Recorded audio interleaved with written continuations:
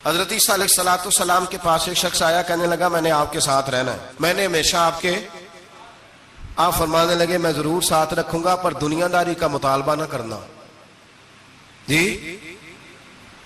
تو اس پیر دے بندے کی مرید ہون جدے مرید ہویا دکان ہی نہ چمکے، کیا مطلب ہوا بیعت ہونے کا؟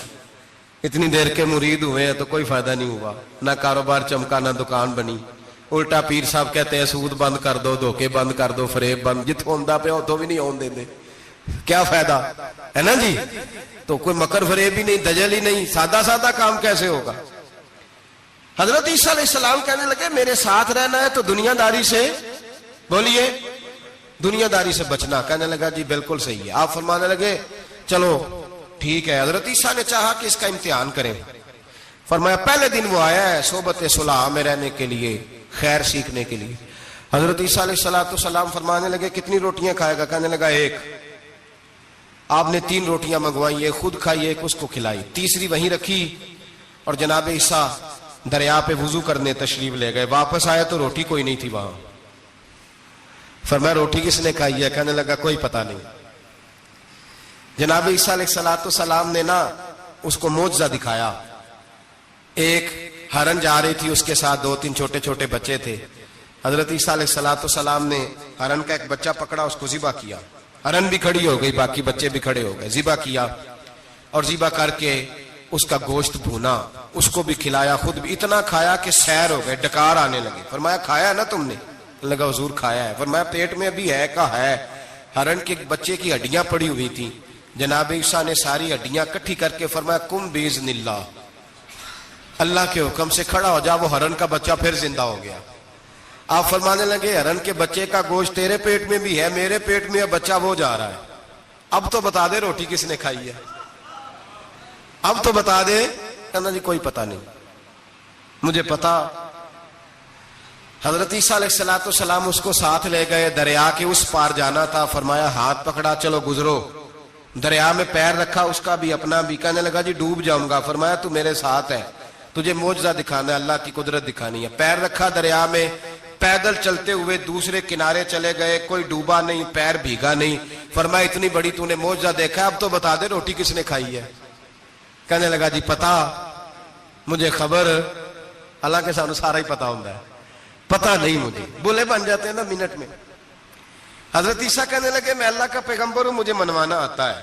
دریا کے اس پار گئے تو ریت تھی، صحرا کا علاقہ تھا۔ جناب عیسیٰ نے ریت کٹھی کی، چھوٹی چھوٹی ڈھیریاں لگائیں، 3 ڈھیر ریت کے لگ گئے، 3 ڈھیر۔ جب 3 ڈھیر لگ گئے تو جناب عیسیٰ علیہ السلام نے پھونک ماری، وہ ساری کی ساری ریت سونا بن گئی۔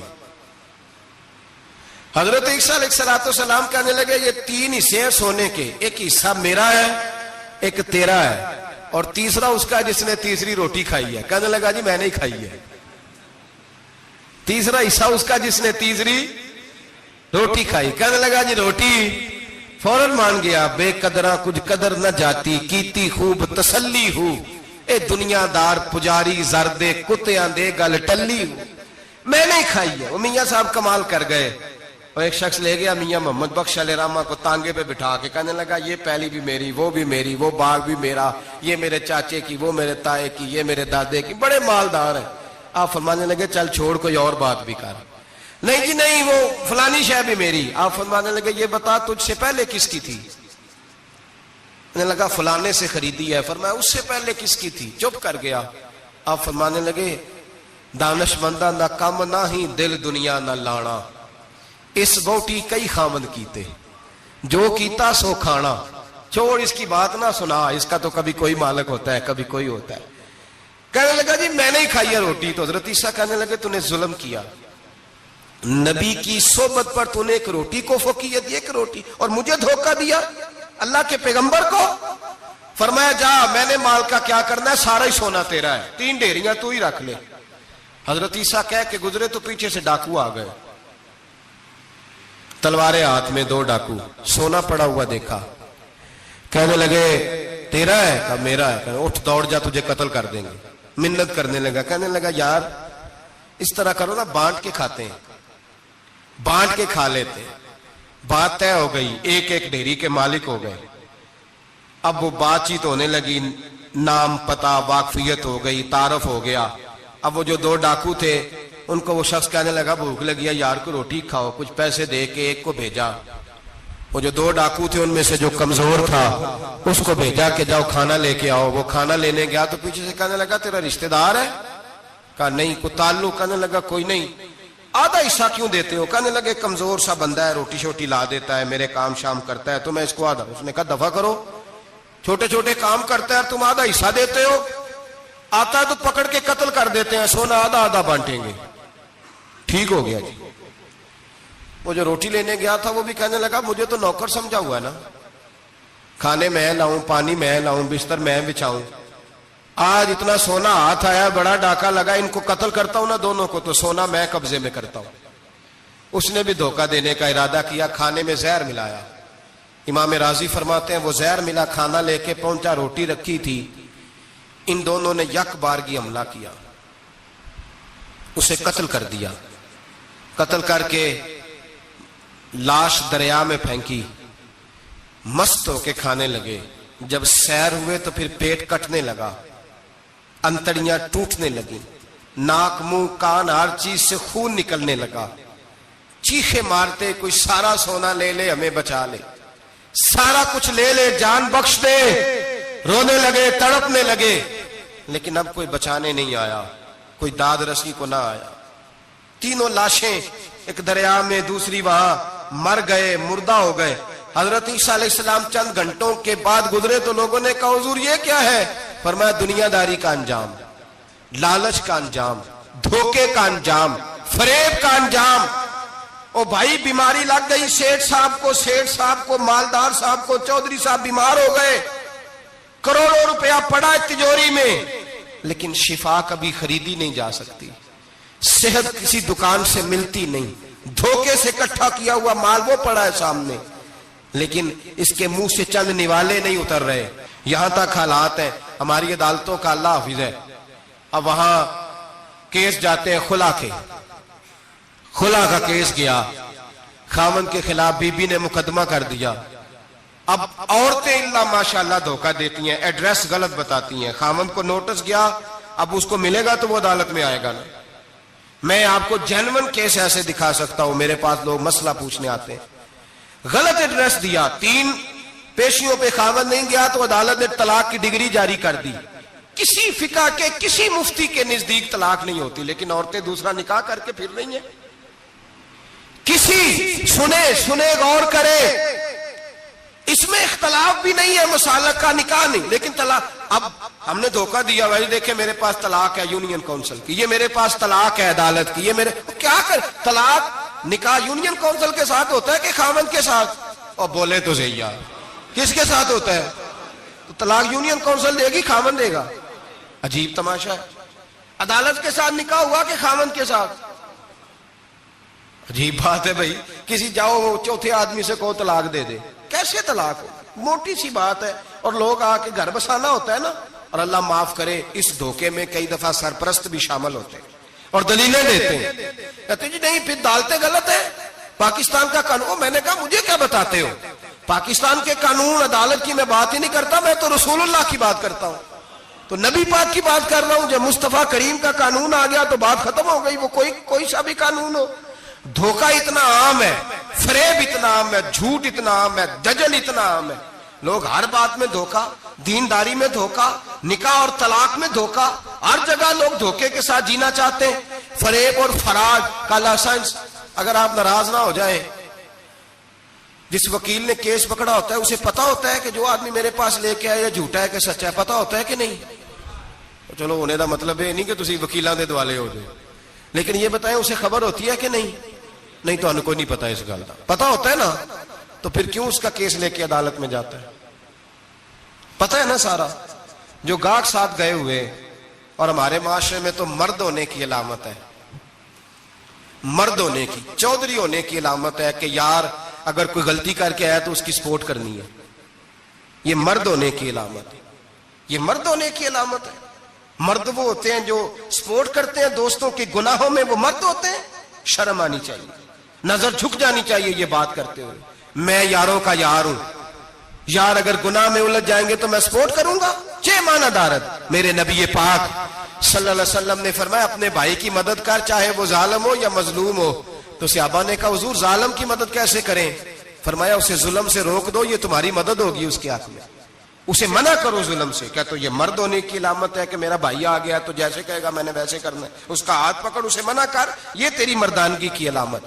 میرے نبی پاک علیہ الصلوۃ والسلام نے فرمایا میرا مومن کبھی کسی کو دھوکا, اس کے مزاج میں دھوکا نہیں ہوتا, فریب نہیں ہوتا, فریب نہیں. ہمارے یہاں ایک اور بات بھی اب بڑی عام ہے, اتنے لمبے آرٹیکل چھپے ہیں, کبھی کتابیں کھول کے پڑھو کہ ہم اسلام کی رسوائی کا کتنا سبب بن رہے ہیں. یورپ پہ نوجوان گئے اور ان عورتوں سے نکاح کیے صرف نیشنلٹی لینے کے لیے. کیا نیشنلٹی لینے کے لیے غیروں سے دھوکا کرنا جائز ہے؟ میرے نبی پاک صلی اللہ علیہ وسلم بدر میں تھے, 2 صحابی آ رہے تھے, دونوں بہادر صحابی تھے. رستے میں ابو جہل سے ملاقات ہو گئی. ابو جہل کہنے لگا تم جا رہے ہو اپنے نبی کے ساتھ جنگ میں تعاون کرو گے؟ وہ صحابہ کہنے لگے نہیں, ہم تو ویسے جا رہے ہیں, ہم بالکل بھی جنگ نہیں کریں گے. کا وعدہ کرتے ہو؟ کا وعدہ کرتے ہیں. وہ دونوں آ گئے حضور کے پاس, یا رسول اللہ صلی اللہ علیہ وسلم ہم آ رہے تھے اور ابو جہل ملا ہے, ہم نے وعدہ کر لیا ہم جنگ نہیں لڑیں گے. 313 لوگ تھے اور ایک آدمی کی ضرورت تھی. کہا حضور کافر سے وعدہ کیا ہے, کافر سے. نبی پاک نے فرمایا تم ہتھیار نہیں اٹھاؤ گے. وعدہ کافر سے کیا پر کیا تو ایک مومن نے ہے نا. ایک شمون نام کے بزرگ تھے, بنی اسرائیل سے تعلق تھا, بڑی عبادت کرتے تھے, 1000 سال عبادت فرمائی, ساری رات نفل پڑھتے, سارا دن روزہ رکھتے, اور پھر روزہ رکھ کے تو کافروں سے جہاد کرتے. ساری زندگی جہاد میں گزاری, جس جنگ میں گئے اللہ نے فتح عطا فرمائی. یہ ذرا سوچئے کہ جس کا تذکرہ میرے نبی پاک فرما رہے ہیں وہ کتنا بڑا آدمی ہوگا. ولی اگرچہ بنی اسرائیل کے تھے لیکن اتنا زبردست ان کا جہاد کرنے کا طریقہ تھا. بڑا جہاد کیا, بڑی انہوں نے, کافر بڑے پریشان تھے کہ بندہ قابو نہیں آتا, بڑی دور تک بات گئی, بڑی جدوجہد کی, لیکن حضرت شمون علیہ رحمہ بنی اسرائیل کے ولی تھے, قابو نہ آئے. آخر ان کی بیوی کو خریدا. اور یہ 1-2 مثالیں بیویوں کی آ گئی ہیں, خامد بھی بکتے ہیں, یاد رکھنا, بھائی بھی بکتے ہیں. اللہ ماشاءاللہ جب کوئی بکنے پہ آتا ہے تو پھر وہ اپنے معیار کو قائم نہیں رکھتا, پھر لوگ گر جاتے ہیں معیار سے. بیوی کو خریدا, کہنے لگے تو نے اس کے ساتھ رہ کے کیا وقت گزارا ہے؟ کہنے لگی کوئی سکھ نہیں پایا, ایک وقت روٹی ایک وقت کی بھوک, درویشی کا درس دیتا ہے, کچھ بھی نہیں ملا. حضرت شمون علیہ رحمہ کی بیوی جب خریدی گئی, کہنے لگے جب چونکہ یہ کم سوتے ہیں اور جتنی دیر سوتے ہیں گہری نیند سوتے ہیں, جب گہری نیند سو جائے تو رسیوں کے ساتھ جکڑ دینا. امام غزالی علیہ رحمہ نے اس کو لکھا ہے, رسیوں کے ساتھ جکڑ دیا بیوی نے. حضرت شمون اٹھے نہ تو اپنے آپ کو رسیوں سے بندھا ہوا دیکھا, اللہ اکبر کہا. جب اللہ اکبر کہا تو ساری رسیاں ٹوٹ گئیں. بیوی سے کہنے لگے تو نے کیوں باندھا؟ اس نے پھر دھوکہ دیا. کہنے لگی ہر جنگ میں لوگ آ کے بتاتے تھے تیرا خاوند بڑا دلیر ہے, میں نے کہا میں بھی دیکھوں کتنا دلیر ہے. سارے ایک نیا رنگ, ایک نیا روپ, ایک نیا طریقہ, تو میں نے تو آزمایا ہے. اور یہ تو چھوٹی چھوٹی رسیاں تھیں. آپ فرمانے لگے چلو ٹھیک ہے, اگر تو نے آزمایا ہے تو پھر دیکھ بھی لیا ہے. کچھ دنوں کے بعد اس نے زنجیروں سے باندھ دیا, لوہے کی زنجیروں سے. اٹھے تو بندھا ہوا پایا, اللہ اکبر کا تو زنجیریں بھی ٹوٹ گئیں. فرمانے لگے یہ تو نے کیا کیا؟ کہنے لگی دیکھنا چاہتی تھی, کچی رسیاں تو توڑ لیتے ہو, زنجیریں بھی ٹوٹتی ہیں کہ نہیں؟ ہاں بھائی ٹھیک آ کے لوگ بتاتے ہیں تو واقعی دلیر ہے, ہر جنگ میں کامیاب ہوتا ہے. اب قریب بیٹھنے لگی, کھانا اپنے ہاتھوں سے کھلانے لگی, فریب کرنے لگی, دھوکہ دینے لگی. کہنے لگی بتاؤ تو صحیح طاقت کا راز کیا ہے؟ مومن نرم دل ہوتا ہے. ایک دفعہ کوئی مسکرا کے پاس آتا ہے تو سمجھتا ہے کہ شاید یہ میرا خیر خواہ ہے, اس لیے مومن دھوکے کھاتے ہیں, دھوکے دیتے نہیں. جب اس نے محبت کے لب و لہجے میں بات کی تو جناب شمون کہنے لگے اور تو میں کسی چیز سے قابو نہیں آ سکتا. بال ان کے لمبے لمبے تھے, بیٹھتے تھے تو نیچے بال آتے تھے, ہماری شریعت میں جائز نہیں. نبی پاک صلی اللہ علیہ وسلم نے زلفے کانوں تک کی اجازت دی ہے, کندھوں تک کی اجازت ہے. کندھوں سے نیچے بال آئے تو حرام لکھا ہے اعلیٰ حضرت نے, کندھوں سے نیچے جائز نہیں. ان کے بال بڑے لمبے تھے, بیٹھتے تھے تو نیچے دب جاتے تھے. حضرت شمون کہنے لگے مجھے دنیا کی تو کوئی طاقت نہیں باندھ سکتی, ہاں میرے بالوں سے مجھے باندھ دیا جائے تو پھر نہیں میں اٹھ سکتا. بس اس کے ہاتھ بات آ گئی، اس نے کھانا بھی کھلایا، اس نے بستر بھی بچھا کے دیا، پیر بھی دبایا، جب سو گئے تو اس نے ان کے بالوں سے انہیں باندھ دیا اور کافروں کو جا کے بتایا کہ آج نہیں کھول سکے گا۔ جب اٹھے تو بندھا ہوا دیکھا، بیوی کی طرف دیکھا، کہا تجھے خیال نہیں آیا کھول دے؟ کہنے لگی ساری زندگی غربت دی تو نے، یہ دیکھ مجھے ہیرے ملے ہیں، کنگن ملے ہیں، یہ دیکھ میرے کانوں میں ہیرا، سونا، چاندی، ہر چیز، چل جا، تیرا کیا کرنا ہے؟ ساری رات عبادتیں، سارا دن تو ذکر فکر اور جہاد میں گزار دیتا۔ دھوکہ دیا۔ ان کافروں نے آ کے ستون کے ساتھ چارپائی اٹھائی اور ستون کے ساتھ کھڑی کی، پھر رسیوں اور زنجیروں سے باندھا۔ اللہ کے ولی کا سب سے پہلے ناک کاٹا، پھر تلوار کے ساتھ کان کاٹے، پھر آنکھیں نکالی۔ جب زبان کاٹنے لگے تو انہوں نے اللہ کو آواز دی، کہا میرے مولا میں کوئی لاوارث ہوں کہ کوئی مجھے دھوکہ دے اور اس انداز میں قتل کر دے؟ مولا میں دھوکے کھاتا رہا، میں کوئی لاوارث تو نہیں؟ جب یہ دعا فرمائی تو پھر بجلی چمکی، پھر اللہ کا قہر برسا۔ امام غزالی فرماتے ہیں وہ کافر جو آئے تھے وہ جلے، اس طرح جلے کہ ان کی ہوا بھی اڑ گئی۔ اب وہ بی بی دوڑی آئی اور پیروں میں بیٹھی کہنے لگی بخش دو۔ آپ فرمانے لگے ساری زندگی میں تیرے دھوکے کھاتا رہا، اب اللہ کی لاٹھی چلنے لگی ہے، اس کی آواز نہیں ہوتی، اب تو خدا کے حوالے ہے۔ پیروں سے آگ چلی، کہنے لگے وہ دیکھنا سونے سے کہہ تجھے بچائے، وہ جو تیرے ہاتھوں میں ہیرے کے کنگن ہیں انہیں کہہ تیری حفاظت کرے، اب وہ جو تیرے کانوں کے اندر سونے چاندی کی بالیاں اور کانٹے ہیں اور جھومر ہیں ان کو کہہ تجھے نجات دلائے۔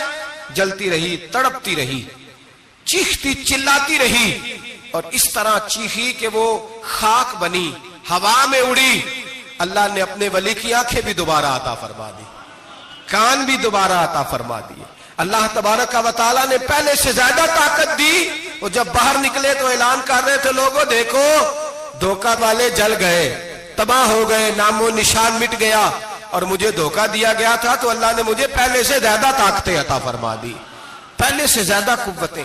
دھوکہ نہ دیں، فریب نہ کریں جو آپ کسی کو دے رہے ہیں۔ اور میرے محبوب علیہ السلام کی سبسکرائب نہیں کیا تو فوراً سبسکرائب کیجئے، ساتھ ہی بیل آئیکن پر کلک کریں تاکہ مزید آنے والی ویڈیو ہیں وہ آپ کو وقت پر ملتی رہیں۔ اللہ حافظ۔